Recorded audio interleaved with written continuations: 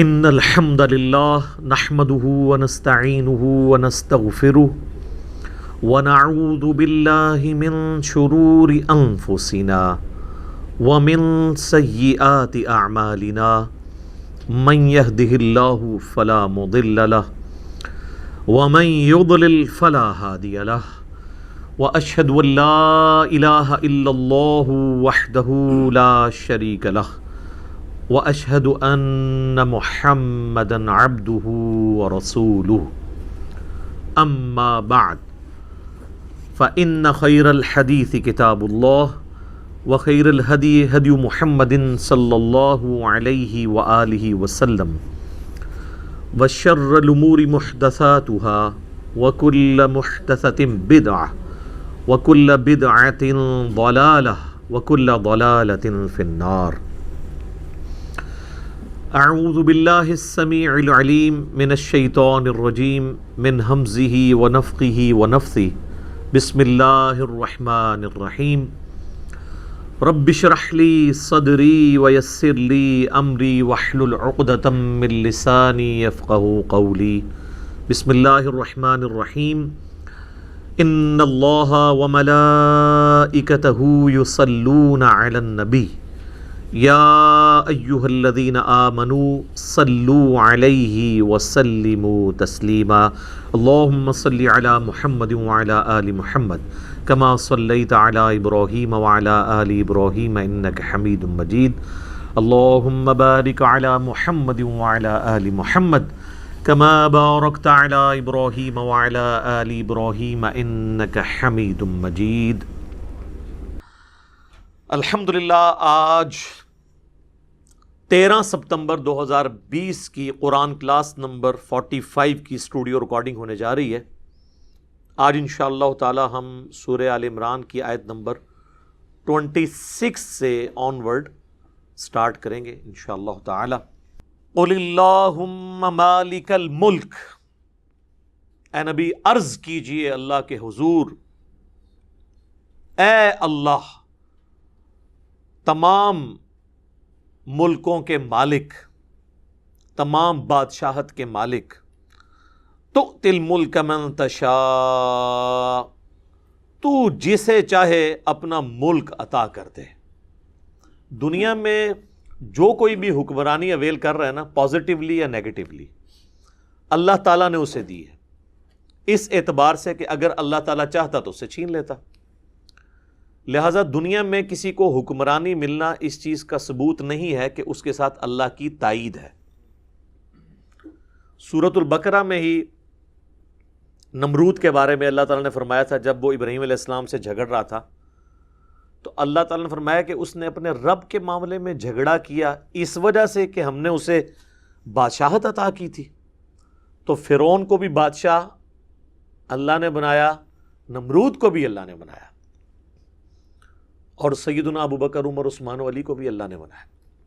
لیکن زمین آسمان کا فرق ہے. سیدنا سلیمان بن داود علیہ السلام کو اللہ نے بادشاہ بنایا، لیکن اس بادشاہت میں اور فرعون کی بادشاہت میں فرق ہے. لہٰذا کسی کو ملوکیت مل جائے، بادشاہت مل جائے، اس بات کا ثبوت نہیں ہے کہ اللہ کی تائید ہے اس کے ساتھ. اس کے لیے آزمائش بھی ہو سکتی ہے، اور پھر جب اللہ تعالیٰ چاہتا ہے چھین بھی لیتا ہے. ایک ایسا شخص جس کی زبان میں بھی لکنت تھی، اس سے اللہ تعالیٰ نے 300 سال کی فرعونوں کی حکومت ختم کروا دی. سیدنا موسیٰ کلیم اللہ علی نبینا وعلیہ الصلاۃ والسلام. تو اے اللہ ملک کے مالک، اے نبی اللہ کے حضور عرض کیجئے. اب یہ اس زمانے میں آیات نازل ہو رہی ہیں جب نبی علیہ السلام کو کوئی بادشاہت، کوئی دنیاوی سٹیٹس اس اعتبار سے حاصل نہیں ہے، اور پھر اللہ تعالیٰ نے آپ علیہ السلام کو دنیاوی طور پہ بھی ایک عروج عطا فرمایا. عرض کیجئے اے اللہ تمام بادشاہت کے مالک، تو جسے چاہے اپنا ملک عطا کرے. وَتَنزِعُ الْمُلْكَ مِمَّن تَشَاءُ، اور جسے چاہے تو ملک چھین لے. وَتُعِزُّ مَن تَشَاءُ وَتُذِلُّ مَن تَشَاءُ، تو جسے چاہے عزت دے، جسے چاہے ذلیل کر دے. اور یہ کمال اللہ کی قدرت ہے کہ اللہ تعالیٰ کسی کو دنیاوی منصب دے کر بھی ذلیل کر سکتا ہے. یزید ابن معاویہ، اور کسی سے دنیاوی منصب لے کر اسے محروم کر کے بے سر و سامانی کی حالت میں پورا گھرانہ لٹا کر، دنیاوی طور پہ تو یہ نیگیٹو شمار ہوتی ہیں چیزیں، عزت دے سکتا ہے. حسین ابن علی علیہ السلام. تو عزت اور ذلت کا معیار کسی کو سٹیٹس، دولت، عہدہ حاصل ہونا نہیں ہے، بلکہ اللہ اس کے لیے کیا فیصلہ کرتا ہے. فقر میں بھی عزت مل سکتی ہے، اور دولت اور منصب میں بھی ذلت اور رسوائی مقدر ہو سکتی ہے. میرا خیال ہے ہمارا ملک پاکستان تو اس چیز کی نمائندہ مثال ہے کہ یہاں پہ حکمرانوں نے جو تھوڑی بہت عزت اگر ان کی تھی بھی نا، تو حکمرانی میں آ کے وہ بھی عزت گنوا دی. تو کسی کو سٹیٹس ملنا عزت اور ذلت کی دلیل نہیں ہے. ہاں یہ بھی ہو سکتا ہے کہ اللہ تعالیٰ کسی کو دنیاوی منصب دے اور اس کے ذریعے اس کی عزت میں اضافہ کرتا ہے. سیدنا عمر بن عبدالعزیز کیسے اس ایک ماحول کے اندر، جب کہ ہر طرف گمراہی نے پنجے گاڑے ہوئے ہیں، حکومتیں جو ہیں انہوں نے دین کی تعلیمات کو پامال کیا ہوا ہے، اس میں ایک شخص حکمران بن جاتا ہے حادثاتی طور پہ. آج میرا ٹاپک نہیں، آپ میرا یوٹیوب پہ کلپ دیکھ لیں سیدنا عمر بن عبدالعزیز کے اوپر. صرف 38 سال کی عمر ہوئی ہے ان کی. میری اس وقت 43 ہونے والی ہے. 38 سال کی عمر میں وہ فوت بھی ہو چکے ہوئے تھے اور رہتی دنیا پہ اثرات چھوڑے. 99 ہجری میں خلیفہ بنے اور 101 ہجری میں ان کو زہر دے کر آل امیہ نے ہی شہید کر دیا. لیکن آتی دنیا کے اوپر انہوں نے اثرات چھوڑے ہیں کہ یہ بھی ایک حکومت کا سٹائل ہو سکتا ہے. بیدک الخیر، خیر سارے تیرے ہاتھ میں ہے، تو ہی خیر کا مالک ہے. انک علی کل شیء قدیر، بے شک تو ہر چیز کے اوپر قادر ہے. اچھا، اسی آیت کا ایک ٹکڑا ہے جو ہمیں عربی میں تو یاد ہو یا نہ ہو، پنجابی میں، اردو میں لوگ بول دیتے ہیں وَتُعِزُّ مَن تَشَاءُ وَتُذِلُّ مَن تَشَاءُ. اردو میں بولنے میں تو ٹھیک ہے، لیکن یہ اس کی پروننسیشن یہ نہیں ہے. وَتُعِزُّ مَن تَشَاءُ وَتُذِلُّ مَن تَشَاءُ، کیونکہ یہ بڑی والی مد ہے، یہ مد کھینچنا لازم ہے. اردو میں چل جاتا ہے. تولج اللیل فی النہار، تو داخل کرتا ہے رات کو دن میں. وتولج النہار فی اللیل، اور دن کو داخل کرتا ہے رات میں. اچھا، اس میں بھی اشارہ موجود ہے کہ زمین گول ہے، کیونکہ اس طرح گریجولی داخل ہونا وہ اسی صورت میں ممکن ہے کہ جب کوئی چیز گول بھی ہو اور گھوم بھی رہی ہو. ادروائز ایک موومنٹ میں ود رسپیکٹ ٹو زمین، سورج کی، یہ چیز پاسبل نہیں ہے. اور اللہ تعالیٰ نے اپنی قدرت کی بہت بڑی نشانی کا ذکر، اسی نشانی کا ذکر قرآن میں درجنوں مقامات پہ کیا ہے کہ اللہ ہے جو رات کو لپیٹ کر لاتا ہے دن کے اوپر اور دن کو رات پہ. حتیٰ کہ اللہ تعالیٰ نے فرمایا کہ اگر اللہ تعالیٰ قیامت تک تم پر رات کر دے تو اللہ کے سوا کوئی اور الہ ہے جو تم پہ دن لے آئے، اور اگر وہ قیامت تک کے لیے دن کر دے تو کوئی اور خدا ہے جو تم پر رات لے آئے. اب یہ کہنے کو تو ایک بڑا سمپل سا جملہ ہے، لیکن اس میں قیامت مضمر ہے. یہ تو آج ہمیں سائنس بتاتی ہے نا کہ اگر یہ رات ہی ہو، دن آئے ہی نہ، تو انسانیت ختم ہو جائے گی. نباتات ختم، حیوانات ختم. 2 million species on the face of earth اس وقت ہیں. 2 ملین اسپیشیز ہیں. ایک ایک اسپیشیز کی آگے پھر بلینز میں تعداد ہے. ان کی ساری زندگی ڈیپینڈنٹ ہے سورج کے اوپر. سورج کی روشنی کی وجہ سے ہی پودے فوٹو سنتھسس کے ذریعے اپنی خوراک اگاتے ہیں. ان پودوں کو جانور کھاتے ہیں، جانوروں کو ہم کھاتے ہیں، اور جانوروں کو جانور کھاتے ہیں، اور یہ سارا نظام چل رہا ہے. آج زمین اگانا بند کر دے تو زمین پہ ہر چیز ختم ہو جائے گی. تو یہ ساری کی ساری زندگی ڈیپینڈنٹ ہے سورج کے اوپر. تو یہ جملہ ہلکا نہیں ہے کہ اگر اللہ تعالیٰ قیامت تک کے لیے رات کر دے تو کون دن لے آئے گا. اس میں قیامت مضمر ہے. اگر آج دنیا میں وہ علاقے جہاں پر آلموسٹ 6 مہینے کا دن اور 6 مہینے کی رات ہوتی ہے، جو پولز کے قریب علاقے ہیں، وہاں پہ اگر زندگی چل رہی ہے نا تو وہ اس وجہ سے کہ وہاں پہ جو کھانے پینے کا سامان ہے وہ ان علاقوں سے جا رہا ہے، ٹیکنالوجی کو نہیں وہ کھا رہے، یہ ساری کی ساری چیزیں اس کے اوپر ڈپینڈنٹ ہیں۔ تو اللہ تعالیٰ نے اپنی قدرت کی یہ بڑی نشانی جگہ جگہ ذکر کی ہے کہ وہی رات کو دن پر لپیٹتا ہے، دن کو رات پر۔ وَتُخْرِجُ الْحَيَّ مِنَ الْمَيِّتِ، اور اے اللہ تو ہی نکالتا ہے زندہ کو مردہ سے، وَتُخْرِجُ الْمَيِّتَ مِنَ الْحَيِّ، اور تو ہی زندہ کرتا ہے مردے میں سے زندگی کو نکال لیتا ہے۔ قرآن چونکہ سائنس کی کتاب نہیں ہے، لہٰذا یہ لٹریچر کی زبان میں بات کرتی ہے، اس کو آپ سائنٹیفکلی اس کا انالیسس نہیں شروع کر دیں گے اس آیت کا، کیونکہ ہمارے پرانے مفسرین اس طرح کی آیات کے کانٹیکسٹ میں نا وہ مرغی اور انڈے کی مثال دے دیتے ہیں کہ جی دیکھیں مرغی زندہ ہے، مردہ انڈا دے دیتی ہے، اور مردہ انڈا ہے اس میں سے زندہ مرغی نکل آتی ہے۔ یہ انڈا لٹریچر کی زبان میں ہماری آبزرویشن میں ضرور مردہ ہے، سائنٹیفکلی مردہ نہیں، اس کے اندر زندگی ہے، اس مردے میں بھی زندگی ہے، وہ چھپی ہوئی ہے جس کو اللہ تعالیٰ ایکٹیویٹ کر دیتا ہے۔ تو یہ ایک جنرل چیز ہے لٹریچر کی زبان میں، جس طرح زمین مردہ ہوتی ہے، قرآن پاک میں یہ مثال درجنوں جگہ آئی کہ اللہ تعالیٰ آسمان سے بارش نازل فرماتا ہے اور ایک مردہ زمین کو بے قدر بیج کے ذریعے اس میں سے کھیتیاں اگا کے زندہ کر دیتا ہے۔ کذالک تخرجون، اسی طریقے سے تمہیں بھی اٹھا لے گا۔ یہ دنیا میں اللہ نے ایگزامپل سیٹ کی ہیں کہ آپ ان چیزوں کو آبزرو کر سکیں کہ قیامت والے دن اللہ تعالیٰ کس طرح مردوں کو زندہ کر لے گا۔ تو مردہ زمین کو اللہ تعالیٰ زندہ کر لیتا ہے، بظاہر نظر آنے والا ایک انڈا جسے آپ 20 دفعہ توڑ کر کھاتے ہیں اور اس میں کوئی زندگی کے آثار نظر نہیں آ رہے ہوتے، اللہ تبارک و تعالیٰ اس میں سے ایک چوزا نکالتا ہے۔ زمین و آسمان کی ساری مخلوقات مل کے ایک انڈے میں سے چوزا نہیں نکال سکتے۔ انڈا بنانا تو چھوڑ ہی دیں، انڈا توڑ کے دے دیں نا تو اس میں سے چوزا نہیں کو بنا سکتا، چوزے کی چونچ کوئی نہیں بنا سکتا۔ تو یہ اللہ تعالیٰ کی قدرت ہے۔ تو میرے بھائیو، جو کام کرنے سے نہ ہو سکے اس کام کے بارے میں کہنا کہ وہ خود بخود ہو رہا ہے، اس سے بڑی کوئی دنیا میں بے وقوفانہ سٹیٹمنٹ نہیں ہو سکتی۔ جو آپ کر نہیں سکتے اس کے بارے میں آپ یہ کلیم کریں کہ خود ہو رہا ہے۔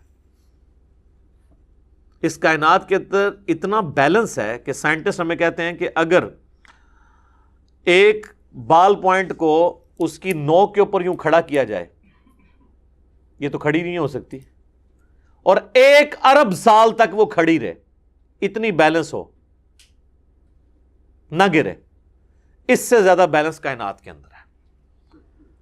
تو یہ کسی کے کرنے سے ہے نا، کسی ڈیوائن سورس کے کرنے سے ہے، اسی کے بارے میں ہم کہتے ہیں God is the only explanation of all the physical phenomena in this universe. خدا ہی وضاحت ہے تمام اس کائنات میں ہونے والے فزیکل فینامنا کے پیچھے، یہ کسی کے کرنے سے ہو رہے ہیں۔ وَتَرْزُقُ مَن تَشَاءُ بِغَيْرِ حساب، اور تو ہی جسے چاہتا ہے بغیر حساب کے رزق عطا فرما دیتا ہے۔ اچھا، رزق سے مراد صرف دولت نہیں ہے، اللہ کی ہر نعمت رزق ہے۔ مال بھی اس میں سے ایک ہے، اچھی صحت، اچھی آواز، اچھا چہرہ، اچھے اخلاق، یعنی آپ دنیا میں کوئی بھی اچھائی گنے تو وہ رزق کی کیٹیگری میں فال کرتی ہے۔ عربی زبان جو ہے یہ بڑی ورسٹائل زبان ہے، اس لیے جو لوگ عربی کو جانتے ہیں نا وہ اس کا ٹیسٹ پھر فیل کرتے ہیں۔ ہم تو رزق سے مراد یہ کھانے پینے کی چیز یا مال و دولت لے رہے ہوتے ہیں۔ اللہ کی ہر نعمت رزق ہے، اور جسے چاہتا ہے وہ بغیر حساب کے جتنا عطا فرماتا ہے۔ اب یہ کسی کو اللہ تعالیٰ نے زیادہ دے کر ٹیسٹ کیا ہے، کسی کو کم دے کر ٹیسٹ کیا ہے، کسی کو ایک چیز میں اونچا کر کے ٹیسٹ کیا ہے، کسی کو دوسرے میں، کسی سے کوئی نعمت لے کے اسے ٹیسٹ کیا ہے، کسی سے کوئی دوسری نعمت لے کے اسے ٹیسٹ کیا ہے۔ باقی اللہ تعالیٰ سے رزق مانگنا چاہیے۔ سنن ابن ماجہ میں صحیح سند سے حدیث ہے جو ہمارے گرین کارڈ پہ بھی لکھی ہوئی ہے، ام سلمہ ہماری ماں کہتی ہیں ام المؤمنین کہ نبی علیہ السلام فجر کا سلام پھیرنے کے بعد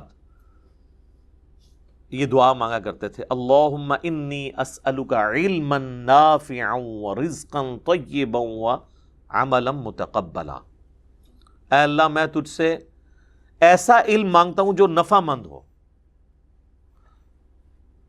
یعنی وہ علم جو ہے لوگوں پہ روب جھاڑنے کا ذریعہ اور مال بٹورنے کا ذریعہ نہ بن جائے، دنیا اور آخرت میں مجھے نفع دے، ورزقا طیبا اور پاکیزہ رزق، وعملا متقبلا، یہ میں وقف کر کے پڑھ رہا ہوں، کانٹینیوس پڑھیں گے تو تنوین کے ساتھ، اللہم انی اسألک علما نافعا ورزقا طیبا وعملا متقبلا، اور ایسا عمل کہ جو تیری بارگاہ میں قبول بھی ہو، یہ نہ ہو کہ عمل کر کر کے تھک جاؤں، اینڈ رزلٹ زیرو، نعوذ باللہ۔ اور دو ہی صورتیں ہو سکتی ہیں اینڈ رزلٹ زیرو ہونے کی، یا تو وہ عمل سنت کے مطابق نہیں ہے، جتنا مرضی زور لگا لیں کوئی اجر نہیں ہے، یا عمل تو سنت کے مطابق تھا کیا غیر اللہ کے لیے، ریاکاری۔ دونوں میں سے ایک پاسبلٹی بھی ہوئی تو عمل فارغ۔ ہاں عقیدے کی درستگی، ایمان کا ہونا وہ تو بنیادی شرط ہے، وہ تو آؤٹ آف کوسچن ہے۔ ایک کوئی مشرک ہے، کافر ہے، اس کو نیک اعمال کا فائدہ آخرت میں نہیں ہوگا، دنیا میں اللہ تعالیٰ ضرور دے دے گا۔ لیکن جو صحیح العقیدہ ہے، مسلمان ہے، اس کے عمل کی قبولیت کے لیے دو شرائط ہیں، رسول اللہ کے طریقے پر ہو صلی اللہ علیہ وآلہ وسلم، اور ریاکاری سے پاک ہو، خدا کی رضا کے لیے ہو، تو وہ قبول ہے، ادروائز وہ ریجیکٹڈ ہے۔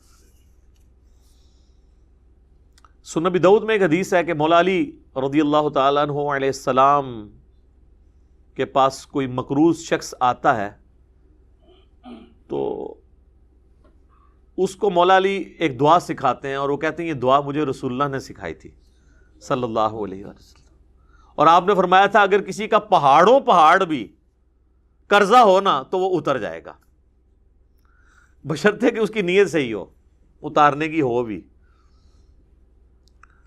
تو اللہم اکفنی بحلالک عن حرامک، اے اللہ میرے لیے حلال کے رزق کو کفایت والا کر دے اور حرام سے بچاتے ہوئے۔ کتنی پیاری دعا ہے، یہ دعا یاد کریں، یہ آپ کو مشکات المصابیح کی دوسری جلد میں شروع میں دعاؤں والے چیپٹر میں مل جائے گی۔ اللہم اکفنی بحلالک عن حرامک واغننی بفضلک عمن سواک، اور مجھے اپنے فضل سے ہر چیز سے غنی کر دے، بس تو ہی میرے لیے کافی ہو جا۔ یہ دعا چھوٹی سی دعا ہے صحیح سند کے ساتھ۔ تو رزق کا مانگنا، رزق حلال کا مانگنا، اور اللہ کے سوا کسی کی محتاجی نہ ہو یہ دعا مانگنا، یہ نبی علیہ السلام نے ہمیں دعائیں تعلیم فرمائی ہیں۔ اب میرے بھائیو بڑی اہم ترین آیت آ رہی ہے، سورہ آل عمران کی آیت نمبر 28۔ یہی وہ آیت ہے جس میں تقیہ کا ذکر ہے کہ کوئی شخص ایز اے لاسٹ ریزارٹ اپنی جان کو بچانے کے لیے یا دشمن کے شر سے بچنے کے لیے جبکہ وہ کمزور ہو تقیہ کر سکتا ہے۔ تقیہ کہتے ہیں چھپانے کو۔ ایک تو ہمارے جو اہل تشیع کے ہاں تقیہ ہے، انہوں نے اس میں بہت غلو کر لیا، اس کی اصل موجود تھی لیکن یہ نہیں ہے کہ ہر معاملے میں تقیہ شروع ہو جائے گا۔ ایز اے لاسٹ ریزارٹ کر سکتے ہیں۔ سورۃ النحل میں اس کی ڈیٹیلز آتی ہیں کہ اگر کسی کی زندگی موت کی کشمکش بن گئی ہے تو وہ حرام بھی کھا سکتا ہے، اور اس میں پہلے اللہ نے حرام چیزوں کا ذکر کیا ہے کہ تمہارے لیے اللہ نے حرام کیا ہے بہتا ہوا لہو، مردار، خنزیر کا گوشت، اور وہ حلال چیز بھی جس پر ذبح کے وقت غیر اللہ کا نام لیا گیا۔ یہ 4 چیزیں جو قرآن میں کم از کم 5 مقامات پہ ذکر آیا کہ یہ حرام ہے۔ اس کے بعد اللہ نے ذکر کیا کہ ہاں اگر کیٹاسٹرافک کنڈیشن ہو جائے، اضطراری زندگی موت کی کشمکش ہو، اور اس میں ساتھ شرط لگائی کہ بغاوت نہ ہو اور ضرورت سے زیادہ نہ ہو، حد نہ پھلانگی جائے، تو پھر یہ بھی تمہارے لیے جائز ہے۔ اور پھر اللہ تعالیٰ نے فرمایا کہ کلمہ کفر بھی اگر بولنا پڑ جائے، دل میں ایمان رکھتے ہو، مجبوری میں جان بچانے کے لیے، تو یہ بھی جائز ہے۔ لیکن یہ صرف جواز ہے، افضل وہی ہے جو مسند احمد میں حدیث ہے، معاذ ابن جبل سے حضور نے کیا فرمایا تھا؟ اے معاذ، اللہ کے ساتھ شرک نہ کرنا، خواہ تمہارے ٹکڑے ٹکڑے کر دیے جائیں، تمہیں آگ میں جلا دیا جائے یا تمہیں سولی دے دیا جائے، شرک نہ کرنا۔ یہ ہے فتویٰ نہیں ہے، یہ تقویٰ ہے۔ فتویٰ وہی ہے کہ فتوے اور تقوی میں فرق ہے، ٹھیک ہو گیا؟ مسئلہ اور چیز ہوتی ہے، لیکن اس میں تقوی والا پہلو جو ہے نا وہ ڈیفرنٹ ہوتا ہے۔ افضل پہلو یہی ہے کہ کمپرومائز نہ کیجیے۔ آپ دیکھیں رومن امپائر سے جو ہماری جنگیں ہوئی مسلمانوں کی شروع میں، کئی بیٹل فیلڈز میں صحابہ کرام کو تیل کے کڑاہوں میں جلایا گیا ہے، صرف ایک آفر کے اوپر کہ رسول اللہ کو گالی دے دو۔ انہوں نے کہا مر جائیں گے، نہیں دیں گے۔ ان کو قرآن آتا تھا کہ ہم دل میں ایمان رکھتے ہوئے یہ کر سکتے ہیں، لیکن ان کے ایمان کا لیول یہ تھا کہ جان جاتی ہے تو جائے۔ اسی لیے بخاری اور مسلم دونوں میں حدیث ہے، اس شخص نے ایمان کی حلاوت چکھ لی جس میں 3 نشانیاں ہوں گی۔ نمبر 1، اللہ اور اس کا محبوب صلی اللہ علیہ وآلہ وسلم اسے پوری دنیا میں سب سے بڑھ کر محبوب ہو جائے۔ نمبر 2، دوستی اور دشمنی کا معیار اللہ کی ذات۔ اور نمبر 3، کفر کی طرف لوٹایا جانا اتنا ہی مشکل اس کے لیے ہو جائے جتنا زندہ آگ میں جلایا جانا۔ وہ آگ میں جلنے کے لیے تیار ہو جائے لیکن ایمان نہ چھوڑے، اس کو ٹیسٹ ملے گا۔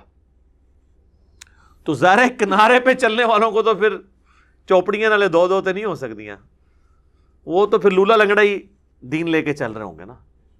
تو صحابہ کرام کے ایمان کا یہ لیول تھا، وہ کمپرومائز نہیں کرتے تھے، جان جاتی ہے تو جائے۔ اللہ اور اس کے محبوب صلی اللہ علیہ وآلہ وسلم کی تعلیمات کے معاملے میں بہت وہ سینسٹیو تھے۔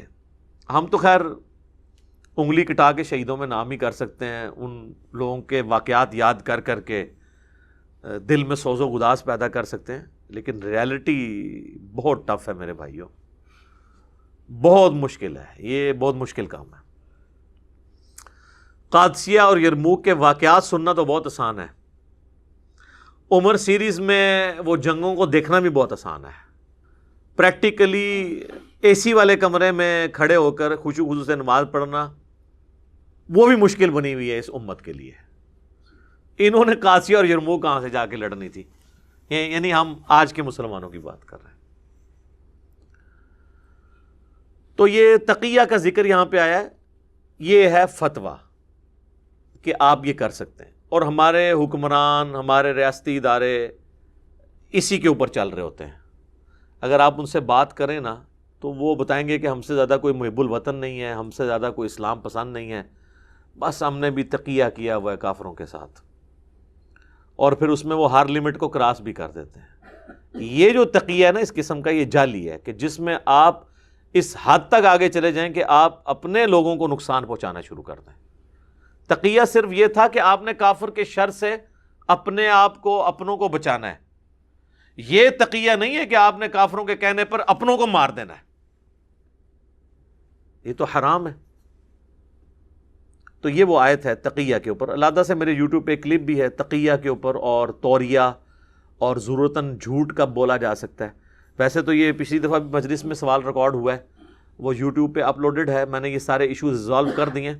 یوٹیوب پہ آپ جا کے لکھیں سیدنا ابراہیم علیہ السلام کے 3 جھوٹ، جو ان کے بارے میں ایک واقعہ ملتا ہے بخاری مسلم میں، وہ آپ دیکھ لیجئے گا۔ بعض لوگوں نے اس پہ اعتراض کیا کہ آپ نے پیغمبر کے ساتھ جھوٹ کا لفظ بولا ہے، وہ میں نے نہیں بولا، وہ بخاری مسلم میں لکھا ہوا ہے کہ ابراہیم علیہ السلام نے 3 دفعہ جھوٹ بولا، 2 دفعہ اللہ کے لیے، 1 دفعہ انہیں اپنے معاملے میں بولنا پڑا۔ اور بخاری مسلم میں یہ آتا ہے کہ قیامت والے دن جب باقی نبی اپنی لغزشوں کو یاد کریں گے تو ابراہیم علیہ السلام اپنے ان 3 جھوٹوں کو یاد کریں گے۔ میں نے تو اس کو جسٹیفائی کیا ہے کہ وہ جھوٹ کس کیٹیگری میں فال کرتا تھا کہ اس کے اوپر گرفت نہیں ہو سکتی، اسے توریہ کہا جاتا ہے، اور وہ تقیۃً تھا۔ وہاں پہ بھی میں نے اس آیت کو کوٹ کیا تھا، لا يتخذ المؤمنون الکافرین اولیاء من دون المؤمنین، مت بنائیں اہل ایمان کافروں کو اپنا جگری یار اور دوست مومنین کو چھوڑ کر۔ وَمَن يَفْعَلْ ذَلِكَ فَلَيْسَ مِنَ اللَّهِ فِي شَيْءٍ، جو کوئی یہ کام کرے گا پھر اللہ کے ذمہ کرم اس سے اٹھ گیا، الا سوائے ایک ایکسیپشن کے، ان تتقوا منہم تقا، کہ تم تقیہ کرو ان کے فتنے سے بچنے کی خاطر اس طرح کی ایکٹیویٹی پرفارم کر لو، وقتی طور پہ کمپرومائز کر لو، تو اس کی اجازت موجود ہے۔ لیکن اس میں پھر اللہ نے ساتھ شرط لگا دی، وَيُحَذِّرُكُمُ اللَّهُ نَفْسَهُ، اللہ تمہیں اپنی ذات سے ڈراتا ہے۔ یہ نہ ہو کہ اب یعنی اس کی آڑ لے کر، جس طرح ہمارے کئی علماء کتا حلال کرنے کی کوشش کر دیتے ہیں، بات یعنی 10 ہوتی ہے تو 2 صفرے اور لگا کے اسے 100 بنا دیتے ہیں، 100 کو 1000 کو ملینز میں پہنچا دیتے ہیں۔ بھئی جتنی بات ہے بس اس لیول تک آپ اس کو کر سکتے ہیں، اور وہ بھی بڑی یعنی سوچ سمجھ کے۔ اسی طرح کی چیزوں کا سہارا لے کے پھر کبھی صلح حدیبیہ والے واقعات سنا کے ہمارا جو ایک ایکس ڈکٹیٹر تھا مشرف، پوری قوم کو بت بناتا رہا، اور وہ ناقابل تلافی نقصان پہنچا کے گیا ہے اس نیشن کو، کہ آنے والی ہماری نسلیں بھگتیں گی اس کو۔ وہ انہی چیزوں سے ہی لیتے ہیں نا، اور جی صلح حدیبیہ، اچھا یہ کافروں سے صلح حدیبیہ کے لیے تیار ہو جاتے ہیں، اپنے جو پاکستانی ہیں ان کو کہتے ہیں جیلوں میں ڈالیں گے۔ مسلمانوں کے ساتھ ایٹیچیوڈ کیا ہے؟ حالانکہ سب سے زیادہ حقدار تو وہ تھے، ان کے ساتھ معاملات کو لے کے ادھر جو ہے وہ دشمنی اور غصہ عروج پہ ہوتا ہے، اور کافروں کے ساتھ پینگے بڑھا رہے ہوتے ہیں۔ وہاں بڑی بڑی چیزوں کو ٹالریٹ کر لیتے ہیں، اپنوں کی چھوٹی چھوٹی بات کو ٹالریٹ کرنے کے لیے تیار نہیں ہوتے۔ یہ چیزیں پھر شو کرتی ہیں کہ سب کے سب انہوں نے لبادے اڑے ہوئے ہیں۔ ہمارے مذہبی طبقے کا بھی یہی حال ہے، یہ صرف ریاستی اداروں یا پولیٹیشنز کا حال نہیں ہے، مذہبی طبقے کا بھی یہی حال ہے۔ اونٹ نگل جاتے ہیں، چھوٹے چھوٹے مچھر چھان رہے ہوتے ہیں، چھوٹی چھوٹی باتوں کے اوپر لڑ رہے ہوتے ہیں۔ تو اللہ تعالیٰ ہمارا ہے کہ پھر تمہیں اللہ تعالیٰ ڈراتا ہے اپنی جان سے، یعنی اللہ تعالیٰ اپنے آپ سے، وَإِلَى اللَّهِ الْمَصِيرُ، اور تمہیں لوٹ کے اللہ کی طرف جانا ہے۔ سر سب سے بڑی دھمکی جو ہے نا اللہ کی طرف سے وہ یہی ہے کہ تجھے میرے پاس آنا ہے۔ ناس کے جائیں گا کتے؟ آنا میرے کول ہے۔ یقین کریں اگر کوئی شخص اللہ سے بھاگ سکتا نا، پھر تو اتنی مشکل زندگی گزارنے کی ضرورت نہیں تھی۔ میرا ایک یوٹیوب پہ کلپ بھی ہے، اللہ ہماری ضرورت کیوں ہے؟ اللہ ضرورت ہماری اس لیے ہے کہ ہمیں موت آ جاتی ہے۔ اللہ ہماری ضرورت اس لیے ہے کہ ہم پہ مشکل وقت آ جاتا ہے۔ اگر ہمیں موت نہ آئے اور مشکل وقت نہ آئے، اللہ ہماری ضرورت نہیں ہے، لیکن اللہ نے یہ ہمارے ساتھ اٹیچ کر دیا۔ مشکل وقت میں ہر چیز ہے، بڑھاپا، بیماری، پریشانی، رزق کی تنگی، یہ ہر چیز آپ نکال دیں، کسی کو کہا جائے کہ یہ کچھ نہیں ہوگا اور موت بھی نہیں آئے گی، تو سر اس کی تو جنت ادھر ہی ہے۔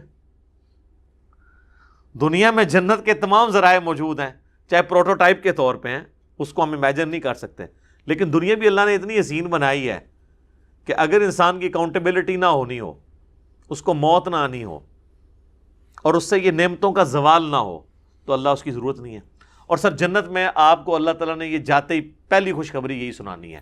بخاری مسلم میں حدیث ہے، جب جنتی جنت میں داخل ہوں گے تو اللہ کی طرف سے ایک ندا کرنے والا ندا کرے گا، جنتیوں تمہیں مبارک ہو، آج کے بعد تمہیں موت نہیں آئے گی، آج کے بعد تم بوڑھے نہیں ہوگے، ہمیشہ 30 سال کے جوان ہی رہوگے، آج کے بعد تمہیں کوئی تکلیف نہیں آئے گی،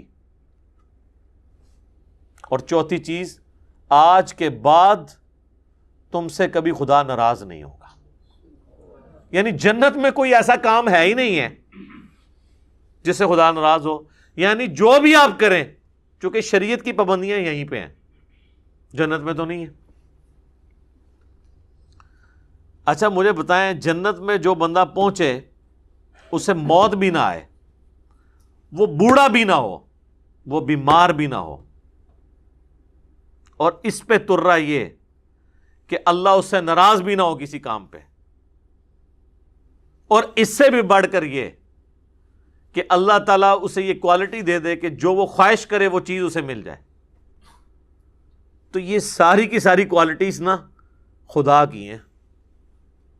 خدا کو موت نہیں، خدا کو زوال نہیں، اللہ کو کسی کام کو کرنے کے لیے کوئی تردد نہیں کرنا پڑتا. تو یہ ساری کوالٹیز، اس لیے دیکھیں انسان کے اندر اللہ نے ایک چھوٹا سا خدا چھپا ہوا رکھا ہوا ہے خواہش میں، وہ کبھی فرعون کی شکل میں ظاہر بھی ہو جاتا ہے، لیکن اس پہ پابندی لگائی ہے کہ دنیا خواہشات کی تکمیل کی جگہ نہیں ہے، وہ آخرت ہے. وہاں آپ کو منی خدا والا سٹیٹس ملے گا. وہ خالق اور مخلوق کا فرق اپنی جگہ ہے، اس کو آپ کوئی توحید اور شرک کا مسئلہ نہ بنا لے. یہ میں ایک یعنی وہ پڑھی لکھی بات کر رہا ہوں. وہ ہمارے ایک ڈائریکٹر صاحب تھے، وہ ریٹائر ہو گئے ہیں. وہ اکثر وہ کوئی مشکل بات کرتے تھے، کہتے سر کلا میں پڑھا لکھا بندہ کدھر جاواں یار.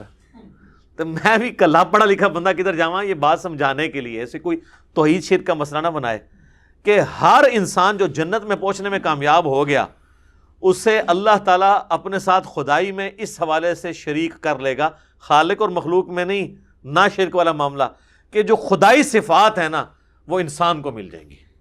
اس لیے دیکھیں انسانیت میں 0.00000 جتنے مرضی زیرو لگائیں، اینڈ پہ جا کے 1 اتنے % لوگوں نے جنت میں جانا ہے. بہت کم لوگوں نے، لیکن وہ سارے ٹیسٹڈ لوگ ہیں اللہ کے کہ ہاں یہ ڈیزرو کرتے ہیں کہ انہیں جنت میں رکھا جائے ہمیشہ کے لیے. تو بیسیکلی یہ ساری کائنات اور یہ سارا سسٹم اللہ نے بنایا ہے اپنی جنت کو آباد کرنے کے لیے، لیکن اس کے لیے ٹیسٹ کے لیے یہ ہمیں امتحان گاہ دی ہے. قُلْ إِن تُخْفُوا مَا فِي صُدُورِكُمْ أَوْ تُبْدُوهُ، اے نبی تم فرماؤ خواہ تم کوئی چیز اپنے دل میں چھپاؤ یا ظاہر کرو، يَعْلَمْهُ اللَّهُ، اللہ اسے جانتا ہے. اب یہ بڑا خطرناک معاملہ ہے، یہ تو کھل کے تو آیا سورۃ البقرہ میں، وَإِن تُبْدُوا مَا فِي أَنفُسِكُمْ أَوْ تُخْفُوهُ يُحَاسِبْكُمْ بِهِ اللَّهُ. تم اپنے دل میں بھی اگر کوئی گناہ کرتے ہو نا، اللہ اس میں بھی پکڑ کر سکتا ہے. تو یہ ایک بڑا کریٹیکل ٹاپک تھا. میں نے اس کے اوپر جتنے دلائل ہیں وہ ڈسکس کر کے ایک آپٹیمل سولوشن دیا تھا. یوٹیوب پہ میرا کلپ پچھلے دنوں اپلوڈ ہوا ہے. کیا دل کے خیالات بھی گناہ کیوں ہیں؟ ویسے تو کہا جاتا ہے کہ جب تک زبان پہ نہ لاؤ تو کوئی گرفت نہیں ہے. تو یہ اتنا سادہ معاملہ نہیں ہے. اس کو میں نے اس میں ساری احادیث ڈسکس کی تھی، کئی ایک احادیث بخاری مسلم سے اور آیات بھی. یہ ٹاپک یہاں پہ بھی اشارتاً وہی آ گیا. وَيَعْلَمُ مَا فِي السَّمَاوَاتِ وَمَا فِي الْأَرْضِ، اور اللہ جانتا ہے جو کچھ آسمانوں میں ہے اور جو کچھ زمین میں. وَاللَّهُ عَلَىٰ كُلِّ شَيْءٍ قدیر، اور اللہ ہر چیز پر قادر ہے. یعنی صرف علم نہیں رکھا ہوا، کنٹرول بھی ہر چیز پہ ہے. یہ کائنات بنا کے اللہ نے چھوڑ نہیں دی کہ اپنی مرضی سے چل رہی ہے. اپنی مرضی سے کہاں سے چل رہی ہے؟ ہماری ساری پریڈکشنز غلط ثابت ہو جاتی ہیں. 1901 میں ہمیں بتایا جا رہا تھا کہ جناب دنیا کی آبادی اگر ڈبل ہوگی تو کھائیں گے کہاں سے؟ تو وہ 1901 سے ابھی تک 8 گنا ہو چکی بھی ہے. زمین نے اپنے خزانے اگل دیے. اور جی ٹیمپریچر، گلوبل وارمنگ ہو رہی ہے، ٹیمپریچر سر نیچے آنا شروع ہو گیا.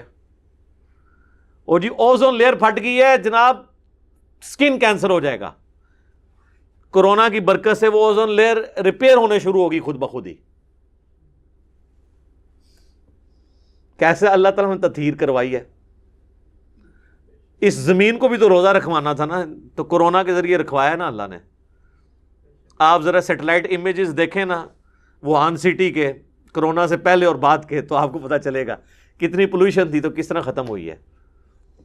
زمین نے بھی سا لیا ہے صدیاں بعد. ہاں جب سے یہ انڈسٹریل لائف شروع ہوئی ہے بیڑا غرق ہو گیا تھا. وہ اللہ کے اپنی ایک منشا ہے، وہ جس طریقے سے چاہے وہ، اس کے لیے تو کوئی مسئلہ نہیں ہے نا. یہ تو ہمیں پلاننگ کرنی پڑتی ہے نا. وہ تو جو بھی حکم فرماتا ہے نا اس کے لیے ہر چیز اس طرح پلان ہو جاتی ہے. سبحان اللہ وبحمدہ سبحان اللہ العظیم. آمین. یوم تجد کل نفس ما عملت، اس قیامت کے دن جو عمل بھی دنیا میں جس شخص نے کیا ہوگا وہ سب اپنے سامنے دیکھ لے گا. من خیر محضرا، اگر کوئی خیر کی ہے وہ بھی اپنے سامنے پا لے گا. وما عملت من سوء، اور اگر کوئی برائی کا کام کیا ہے وہ بھی دیکھ لے گا.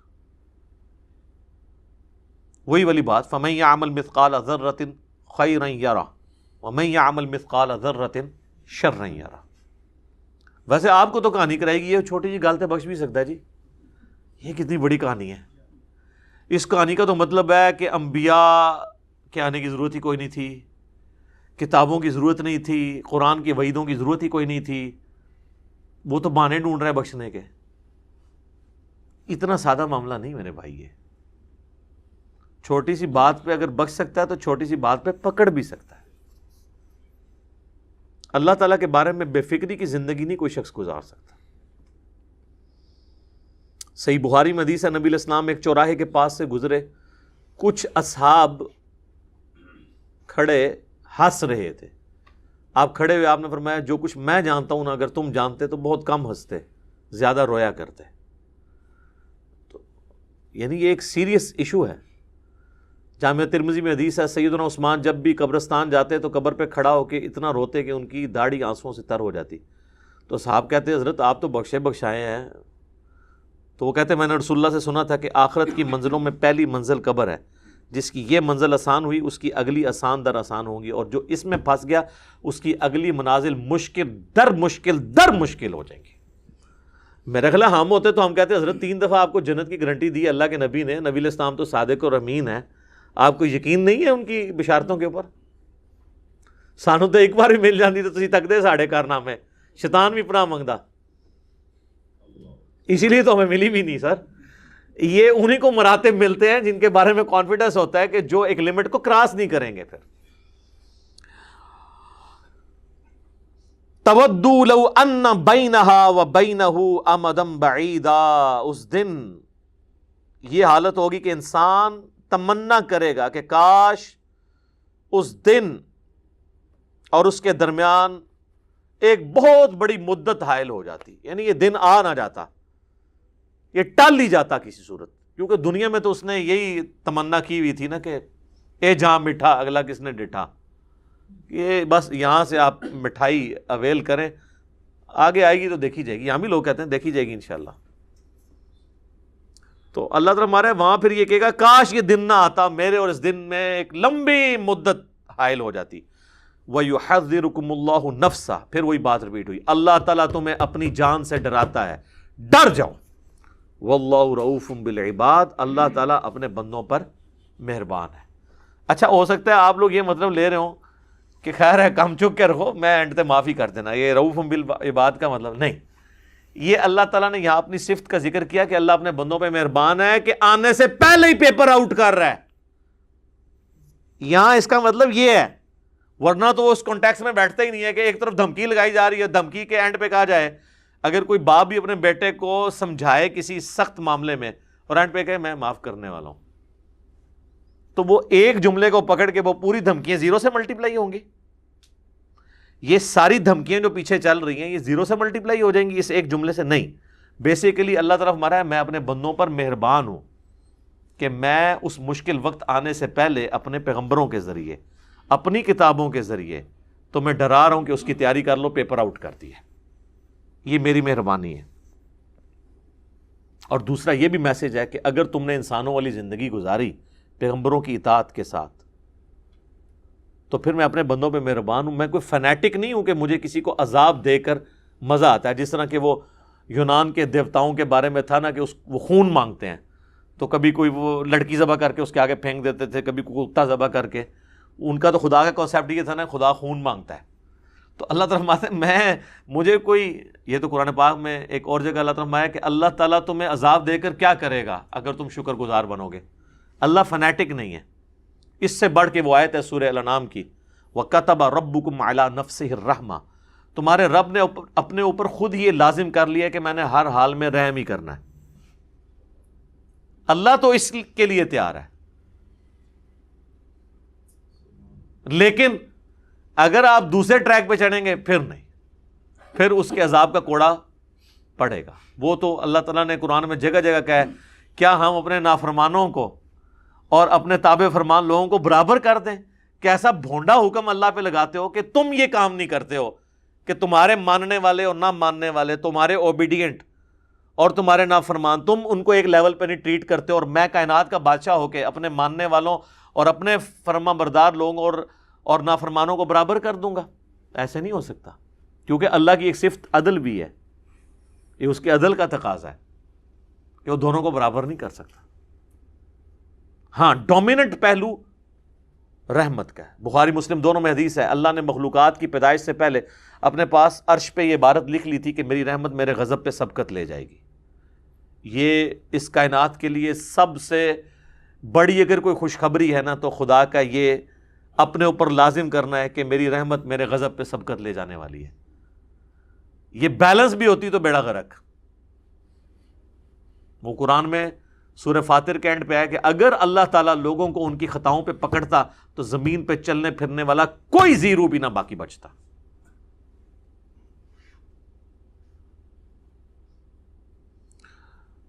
اللہ تعالیٰ ہمارے ساتھ عافیت والا معاملہ فرمائے۔ لا الہ الا انت سبحانک انی کنت من الظالمین، آمین۔ اب میرے بھائیوں، اگلی 2 آیات قرآن حکیم کا اہم ترین مقام ہے، اور یہ مقام ہے جس پہ گھنٹوں بولا جا سکتا ہے۔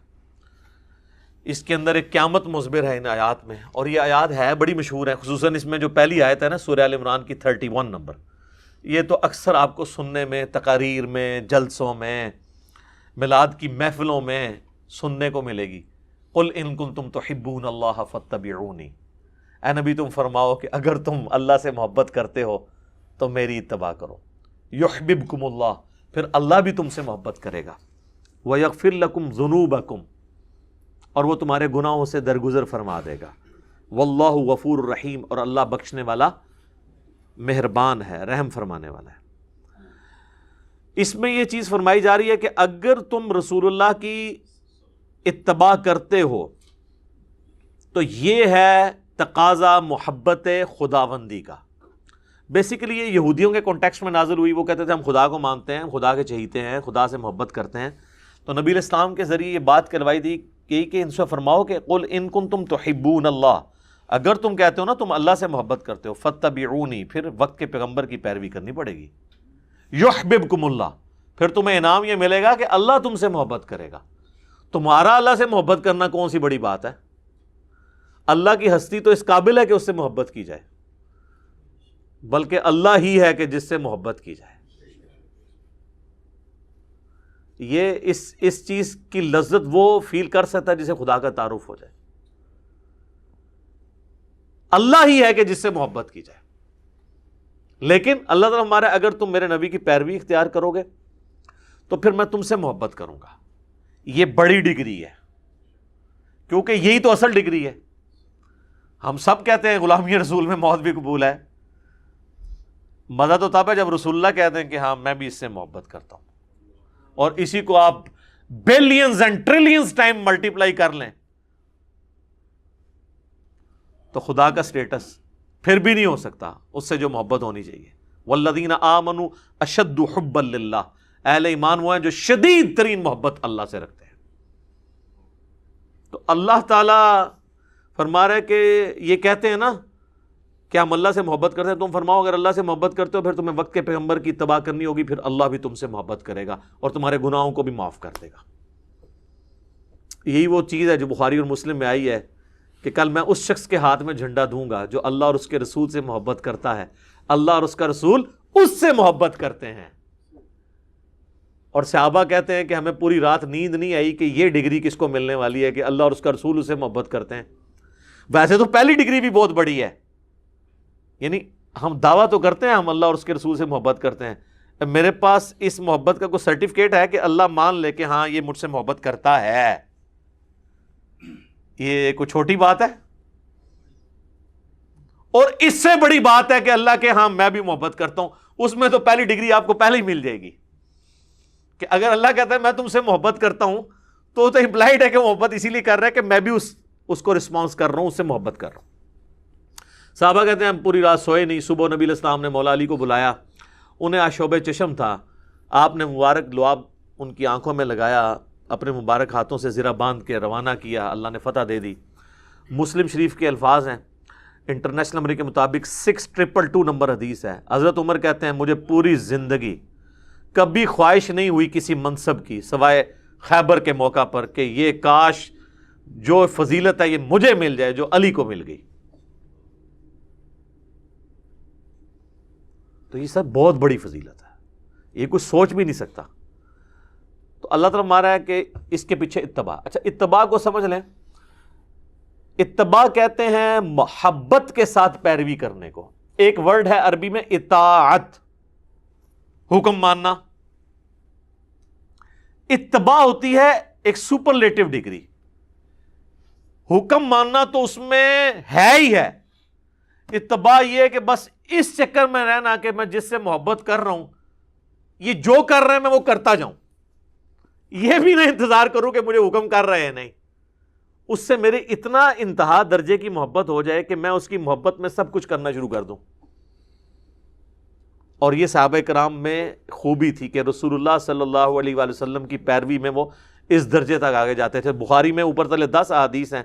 نافع کہتے ہیں کہ عبداللہ بن عمر اپنے سفر حج میں ان جگہوں پہ کھڑے ہو کر نماز پڑھتے تھے جہاں رسول اللہ کے ساتھ انہوں نے اپنے سفر حج میں پڑھی ہوئی تھی. حتیٰ کہ وہ کہتے ہیں ایک جگہ ایسی آئی کہ ایک جگہ مسجد بنی ہوئی تھی اور پاس ایک برساتی نالا تھا, اس پہ ایک پتھر رکھا ہوا تھا. عبداللہ بن عمر نے مسجد میں نماز نہیں پڑھی, اس پتھر پہ پڑھی اور کہا رسول اللہ نے یہاں پہ پڑھی تھی. اس وقت وہ مسجد نہیں تھی. مسند احمد میں یہاں تک آتا ہے کہ عبداللہ بن عمر ایک جگہ ایسی بھی رک گئے کہ آپ نے وہاں پہ پیشاب کیا اور کہا رسول اللہ صلی اللہ علیہ وسلم نے یہاں پہ کیا تھا. سر وہ بخاری مسلم کی حدیثیں پڑھے نا, بندے پہ رقت طاری ہو جاتی ہے کہ یار اتنی جگہ عبداللہ بن عمر نے کیسے یاد رکھی ہوئی تھی. اور وہ راوی نے بھی روایت کی ہیں کہ پھر ایک ایسا ٹیلا آیا, پھر ایک ایسا برساتی نالا آیا, پھر ایسا پہاڑ آیا. میں یار حیران ہو جاتا ہوں اس حدیث روایت کرنے والے بندے کو. اور عبداللہ بن عمر نے زندگی میں ایک دفعہ حضور کے ساتھ حج کیا ہوا ہے. اور آپ عبداللہ بن عمر سے یہ نہ سمجھیے گا کوئی لمبی سفید داڑھی نہ. رسول اللہ جب فوت ہوئے ہیں نا صلی اللہ علیہ وآلہ وسلم, اس وقت عبداللہ بن عمر کی جو عمر تھی نا وہ تھی آلموسٹ 21-22 سال. غزوہ احد کے موقع پر کہتے ہیں میں بدر میں مجھے پیش کیا گیا تو میں 14 سال کا تھا, حضور نے مجھے جنگ میں نہیں جانے دیا. احد میں 15 کا ہوا تو حضور نے اجازت دی. احد ہوئی ہے 3 ہجری میں, 3 ہجری میں وہ 15 سال کے تھے, تو آلموسٹ 7 سال اور کر لیں کیونکہ 11 کے شروع میں حضور فوت ہو گئے, تو 15 اور 7 22 سال کیا عمر ہوتی ہے. اور یہ 22 سال اس وقت جب حضور فوت ہو گئے, حج انہوں نے کیا ہے 20-21 سال کی عمر میں, ایک ایک چیز یاد رکھی ہوئی ہے. یہ ہے اتباع, محبت پلس اطاعت, اس کو کہتے ہیں اتباع. اس پہ بخاری مسلم میں حدیث نہیں, حضرت عثمان وضو کرتے ہیں اور مسکرانا شروع کر دیتے ہیں. ساتھی پوچھتے ہیں یہ کیا حضرت؟ کہا حضور نے بھی ایک دفعہ اس طرح وضو کیا تھا تو مسکرا پڑے تھے, تو میں نے حضور سے بھی پوچھا تھا آپ کیوں مسکرائے؟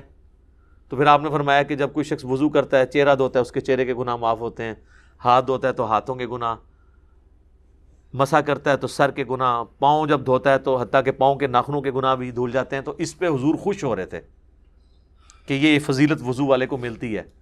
تو اس پہ نبی علیہ السلام مسکرائے تھے, تو میں بھی حضور علیہ السلام کی اس ادا کو ادا کر رہا ہوں. یہ ہے, یہ اس کو کہتے ہیں اتباع. یہ وہ چیزیں جو obligatory نہیں ہیں, صرف محبت کے تقاضے ہیں. یعنی ہمیں تو کہیں نہیں کہا گیا کہ وضو کا ایک رکن یہ بھی ہے کہ آپ نے وضو کر کے مسکرانا ہے, لیکن یہ محبت کی فیلڈ ہے.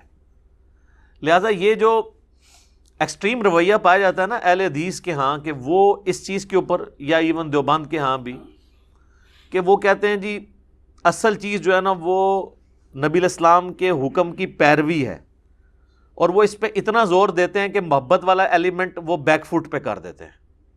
یہ ایکسٹریم رویہ ہے. اس کے اگینسٹ جو بریلوی اور شیعہ صرف محبت کے راگ لاپتے رہتے ہیں, اور کرتوت انہوں نے کوئی ایک بھی کام پیغمبر والا نہیں کرنا ہوتا, اور وہ کہتے ہیں جی بس محبت ہوگی تو باقی کسی چیز کی ضرورت ہی نہیں ہے. وہ دوسری ایکسٹریم ہے. اسی لیے اللہ نے لفظ اتباع کا استعمال کیا ہے, محبت پلس اطاعت. سکی محبت نہیں تو سکے صرف گیٹ اپ اڈاپٹ نہیں کرنا. انتہا درجے کی عقیدت بھی, جس کے آپ کو نمونے نظر آتے ہیں نا, بخاری میں نہیں آتا صلح حدیبیہ کے موقع پر نبی علیہ السلام جب وضو کر رہے ہیں, صحابہ آپ کے وضو کا پانی نہیں نیچے گرنے دے رہے, ٹھیک ہے, اپنے جسم پہ مل رہے ہیں, حتیٰ کہ کسی کو نہیں ملتا وہ دوسرے سے لے کے مل لیتا ہے.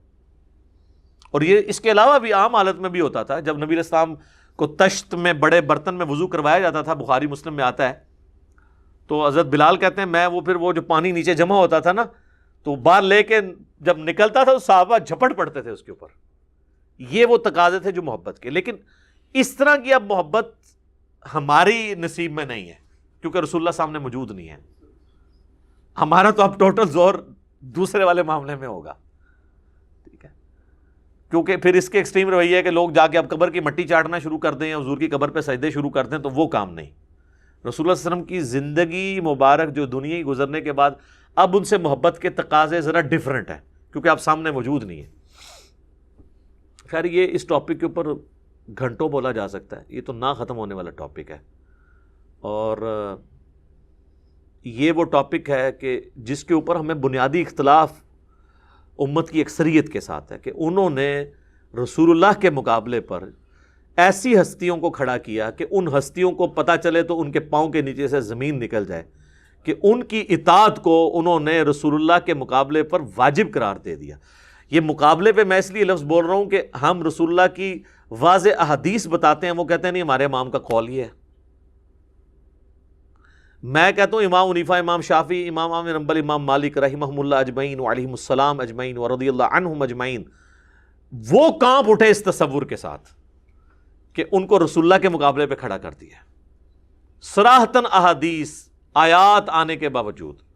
آپ یہ دیوبند کی تفسیر عثمانی اٹھا کے دیکھیں, وہ بحث کرتے ہیں کہ قرآن میں جو ہے وہ رضاعت کی مدت جو ہے, دودھ چھڑانے کی مدت جو ہے وہ 2 سال آئی ہے.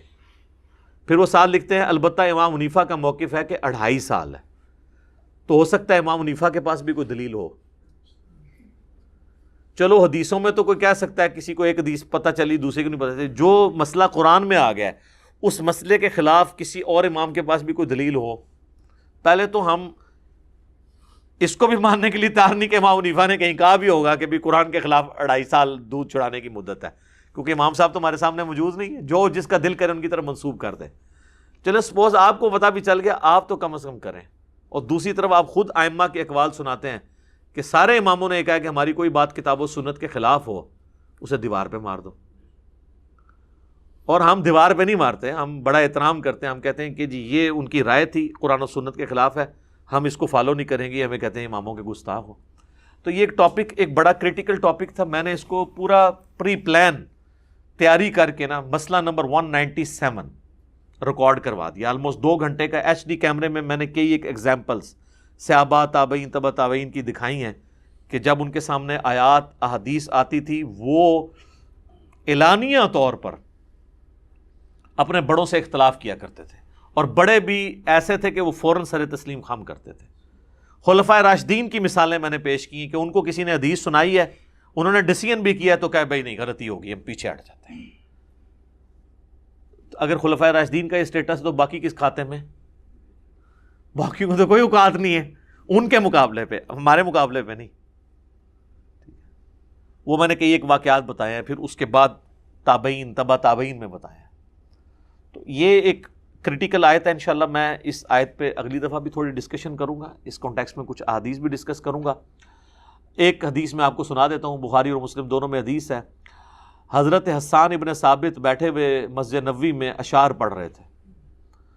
حضرت عمر فاروق جیسا حکمران جن کی طبیعت میں بھی بہت گرمی تھی, ایکسٹروورٹ بھی تھے, سختی بھی تھی, وہاں سے گزرے اور رک گئے,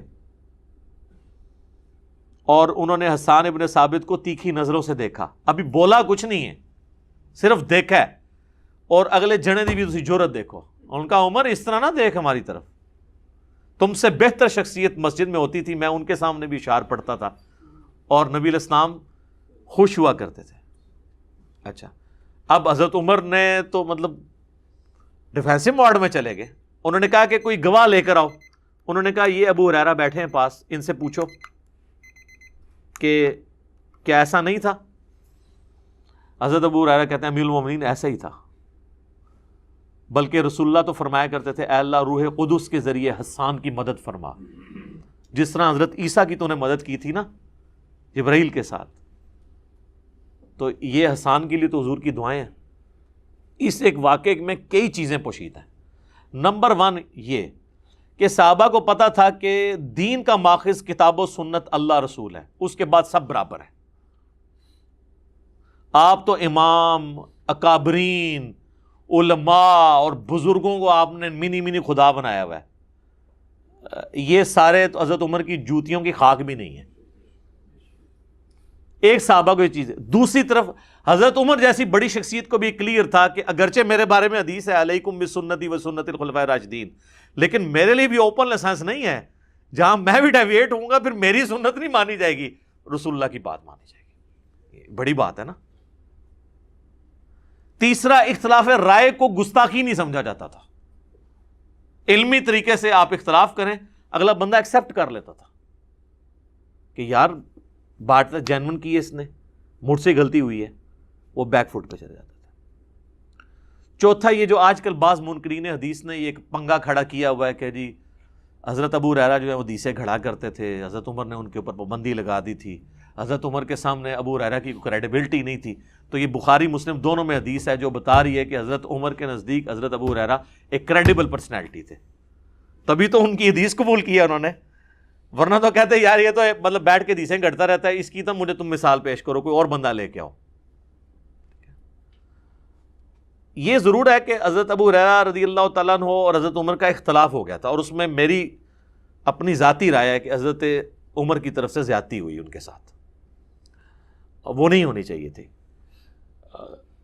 تو وہ ایک واقعہ اس طرح کا جس کی وجہ سے وہ ان کو جو گورنر بنا کے بھیجا تھا، تو ان کا وہاں پہ اللہ نے برکت دے دی.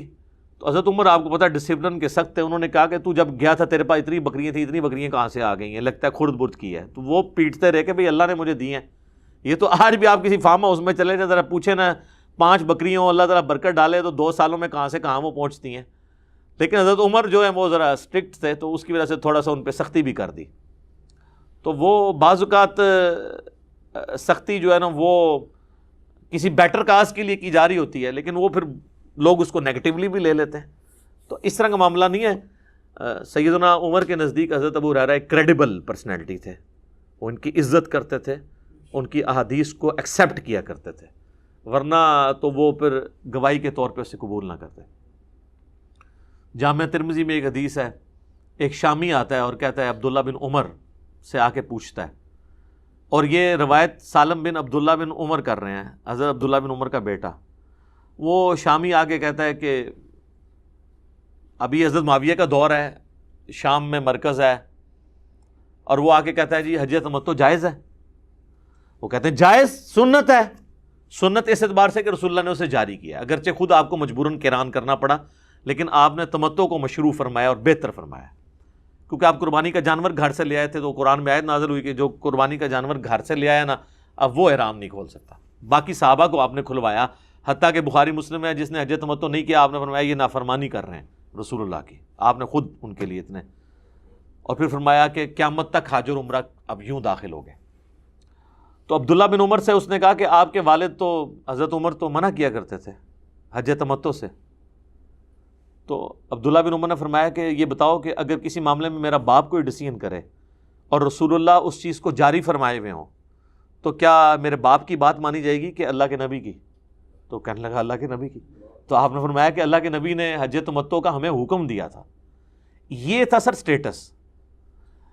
باپ بھی ہے، خلیفہ راشد بھی ہے، محبت بھی ہے، عقیدت بھی ہے، سٹیٹس بھی ہے، لیکن اللہ اور اس کا رسول ٹاپ پرائورٹی. یہ وہ ایشو ہے جس کے وجہ سے ہم سمجھتے ہیں کہ تقلید کو واجب کر کے امت کو مصیبت میں ڈالنا اور ایک ان کے اوپر عذاب مسلط کر دینا کہ اب امت یہ چوائس کرے کہ ہم نے رسول اللہ کے دین پہ چلنا ہے یا کسی بزرگ بابے کے دین پہ. بزرگ بابوں کو آپ ایکسپرٹ اوپینین کے طور پہ لیں، جس طرح آج بھی ہم بڑے بڑے علماء کے ایکسپرٹ اوپینین لیتے ہیں، بس اسی لیول پہ ان کو رہنے دیں. ان کی کلی پیروی، آنکھیں بند کر کے اطاعت کرنا، یہ ان کو سٹیٹس نہیں دیا جا سکتا. اور اس کے کانٹیکسٹ میں اسی آیت کو کوٹ کیا جاتا ہے، قل ان کنتم تحبون اللہ فاتبعونی یحببکم اللہ. اور یہ آیت اسپیسیفکلی یہودیوں کے بارے میں نازل ہوئی ہے، لیکن ہمارے بریلوی بھائی میلاد کے جلسوں میں یہ آیت پڑھتے ہیں، لہٰذا ان کی وہ ڈاکٹرین ختم ہوگی کہ جو یہودیوں کے بارے میں آیات ہیں مسلمانوں پہ نہیں آپ فٹ کر سکتے. تو وہ ہمیں ہی سنا رہے ہوتے ہیں نا. تو ہم یہ کہتے ہیں قرآن کی آیات آفاقی ہیں، جسے فٹ اسے گفٹ. اس پہ میرا مسئلہ وہ نمبر 154 بھی ریکارڈڈ ہے. سبحانک اللہم و بحمدک اشہد ان لا الہ الا انت استغفرک و اتوب الیک وما علینا الا البلاغ المبین. جزاکم اللہ خیر.